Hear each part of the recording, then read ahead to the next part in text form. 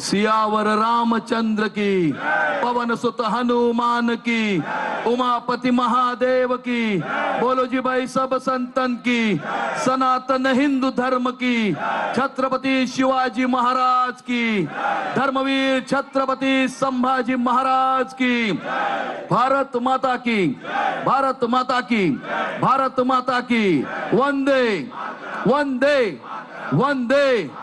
बोलो जय श्री राम, जय जय श्री राम।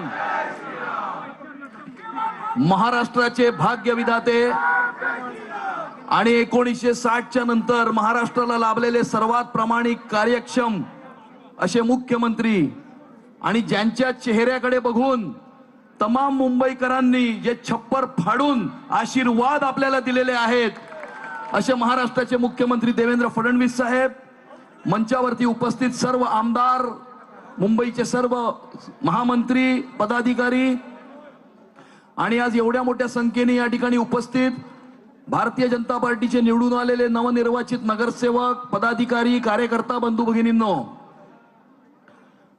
हा प्रचंड विजय जो महायुतीला प्राप्त झालेला आहे, हा मुंबईतल्या मराठी माणसाचा विजय आहे, हा मुंबईकरांचा विजय आहे, हा पंतप्रधान नरेंद्र मोदीजींच्या विकासाचा विजय आहे।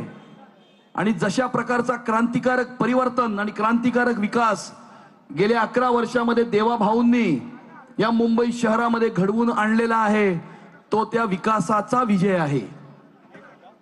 या मुंबई भारतीय जनता पार्टीच्या असंख्य कार्यकर्त्यांनी जे अथक परिश्रम केले, आत्ता काम करणारे आणि गेल्या अनेक वर्षांमध्ये काम करणारे असंख्य कार्यकर्ते, त्या असंख्य कार्यकर्त्यांच्या अथक परिश्रमाचा हा विजय आहे। आज या ठिकाणी कोविडच्या काळामध्ये काम करत असताना मुंबई भारतीय जनता पार्टीचे 55 कार्यकर्ते मुंबईकरांची सेवा करता करता आपल्यातनं निघून गेले। ज्या वेळेला काही लोक घरात बसले होते, तेव्हा भारतीय जनता पार्टीचे कार्यकर्ते रस्त्यावरती उतरून या ठिकाणी मुंबईकरांची सेवा करत होते। आणि मुख्यमंत्री ज्या वेळेला ऑनलाईन होते, त्यावेळेला या महाराष्ट्राच्या जनतेचे अश्रू पुसण्याचं काम त्यावेळेला विरोधी पक्ष नेते असलेले देवेंद्रजींनी त्यावेळेला महाराष्ट्राच्या प्रत्येक तहसील पर्यंत पोहोचून त्यावेळेला दिलासा देण्याचं काम त्यांनी केलं होतं।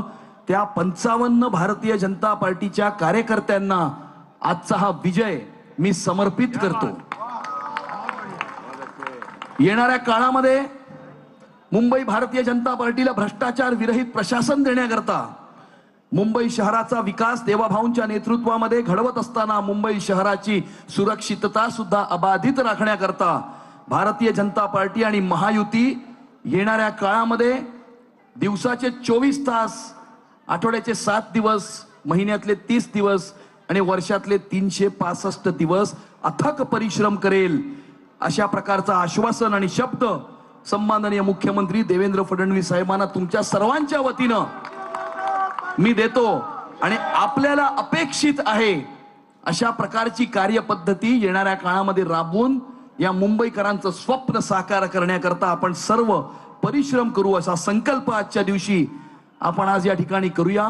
मी भारतीय जनता पार्टीचे केंद्रीय नेतृत्व, देशाचे कणखर गृहमंत्री अमित भाई शाह, राष्ट्रीय अध्यक्ष JP नड्डाजी, या ठिकाणी आपले कार्यकारी अध्यक्ष नितीन नबीनजी आणि महाराष्ट्राचे प्रदेश अध्यक्ष रवींद्र चव्हाण साहेब, या सर्वांचे सुद्धा अत्यंत मनापासून त्यांनी केलेल्या मार्गदर्शनासाठी अत्यंत मनापासून मी त्यांचे आभार प्रकट करतो।